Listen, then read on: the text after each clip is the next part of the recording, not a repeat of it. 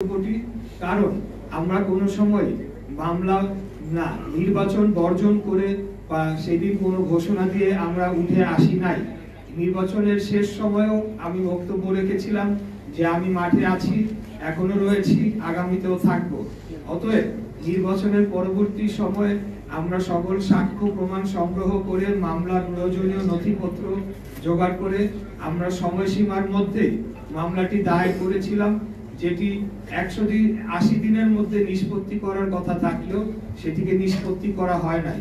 তৎকালীন অবৈধ অপসারিত মেয়র তাপস তিনি আদালতকে প্রভাবিত করে এই মামলাটিকে বাতিল করার জন্য তিনি প্রেয়ার দেন, কিন্তু তখন বিজ্ঞ নির্বাচনী ট্রাইব্যুনাল সেটিকে গ্রহণ করেন নাই। এর পরিপ্রেক্ষিতে তিনি হাইকোর্টে যান, গিয়ে মামলাটিকে দীর্ঘদিন স্টে করে রাখেন। আমরা অনেক চেষ্টা সত্ত্বেও সেখানে কোনো ধরনের কিছু করতে পারি নাই, কারণ আদালত সম্পূর্ণ নিয়ন্ত্রণে ছিল ফ্যাসিবাদী আওয়ামী সরকারের নিয়ন্ত্রণে।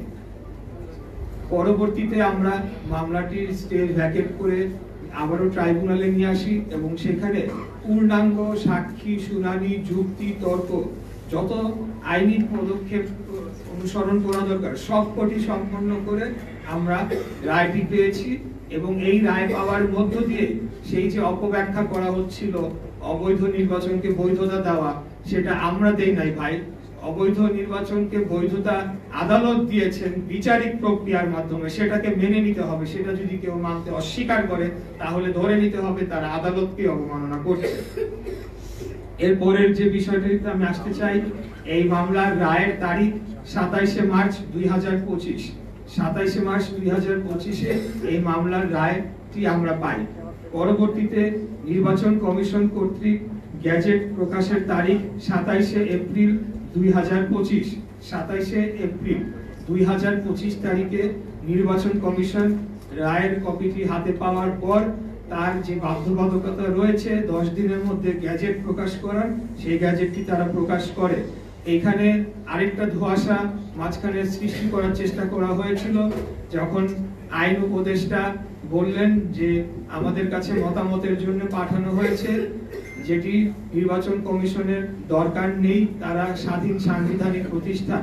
পরক্ষণেই তিনি বললেন যে কিন্তু আমাদের মতামত না নিয়ে তারা গ্যাজেটটি করে ফেলেছে। এখন গ্যাজেটটি বা আইনি মতামতের জন্য যে ফাইলটি 5 দিন যাবত তার টেবিলে পড়েছিল, সেই বিষয়টি কিন্তু উল্লেখ করা হয় নাই।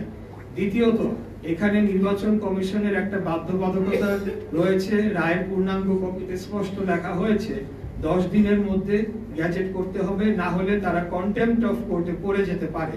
কিন্তু যখন জনগণের সামনে এভাবে উপস্থাপন করা হবে, জনগণ কিন্তু সেটাকে ভিন্নভাবে দেখবে যে আচ্ছা আইন মন্ত্রণালয়কে হয়তো তোয়াক্কা না করে কোনো ধরনের প্রভাব খাটিয়ে নির্বাচন কমিশন থেকে গ্যাজেট করানো হয়েছে কিনা এই ধরনের। Immigration to Canada. We provide the best quality service and solution for Canada immigration. Please visit our website and contact for details.